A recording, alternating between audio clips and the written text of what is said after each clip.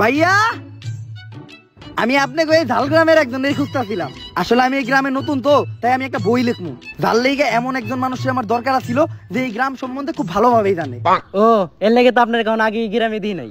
Myself দুদুসূদন Dutta, নাম করা কবি। কবি কি? বইয়ে থাকে না কবিতা, ওই কবিতারই কবি আমি। বই কি? আরে পড়ালেখা করে না বই দিয়া। পড়ালেখা কি? বুঝছি, এই গ্রামে এখনো শিক্ষিত হইতে পারে নাই। এই গ্রামের প্রত্যেকটা মানুষ এক একটা ফুল। ফুল আছে, আমার গ্রামে অনেক ফুল আছে। আরে ফুল মানে বোকা, গাধা। গাঁদা ফুলও আছে।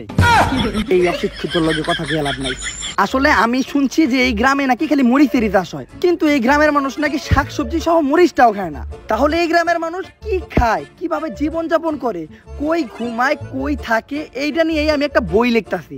তাই তোমার আমার এই পুরা গ্রামটা ঘুরাই দেখাইতে হইব। চলো আমার তোমার গ্রামটা ঘুরে দেখাও। তার আগে যে কাজটা করতে চাইছিলাম এই কাজটা করে আহি। কি কাজ? একটু হাগমু। হাগমু কি? ওফ, ডিসগাস্টিং গ্রামের মানুষ। হাগমু না প্রিয়, ওইটারে পায়খানা করবো বলতেছি। আচ্ছা এইটাও লেখালাই, গ্রামের মানুষ পায়খানারে হাগা বলে, আর ওরা এরকম একটা সস্তা টিনের রুমে পায়খানা করে। আচ্ছা আমি আগায় গ্রামটা দেখতে থাকি, তুমি তোমার হাগা শেষ হইলে, সরি পায়খানা শেষ হইলে আসো।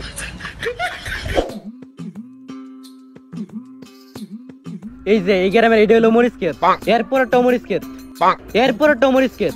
বুঝছি, তারপরে তো মরিচ ক্ষেত। মরিচ ক্ষেত ছাড়া কি আর কিছু এই গ্রামে আছে?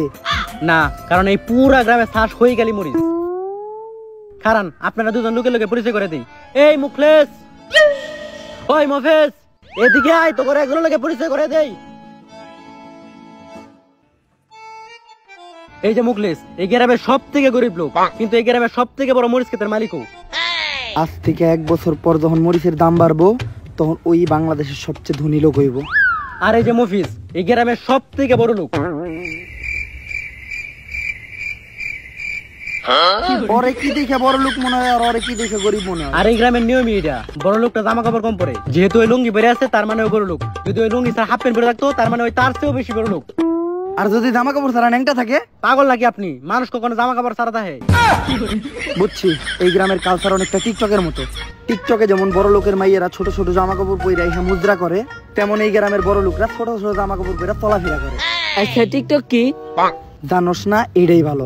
টিকটক হলো একটা ভাইরাস, যেটা আগামী কয়েক বছরের মধ্যে দুনিয়াটারই প্রতিবন্ধী বানাইবো। আচ্ছা চলেন আমরা যাই পূজার ব্যবস্থা করি।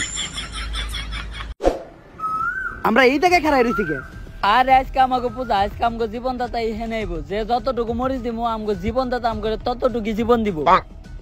ওই যে আয় পড়ছে, সবাই প্রস্তুত হয়ে যাও। মরিচ না দিলেই দিব যাতা, মরিচ না দিলেই দিব যাতা, আমাকে জীবনদাতা। এই বাবারে সবাই মরিচ দে।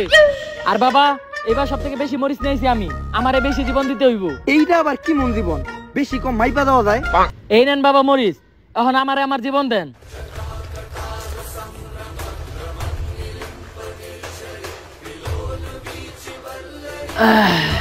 মরিচ না দিলে দিব যাতা, জীবন দিছে জীবনদাতা। এই গ্রামের জীবনের নামে মানুষের জীবন পানি দেওয়া হয়। আর বাবা ওরা কোনো মরিচ আনে নাই, কারণ অগ খেতে কোনো মরিচই হয় নাই। অগরে কি করবে? কোনো সমস্যা নাই, এইবার তোকে খাওয়ানি হইব ওরা।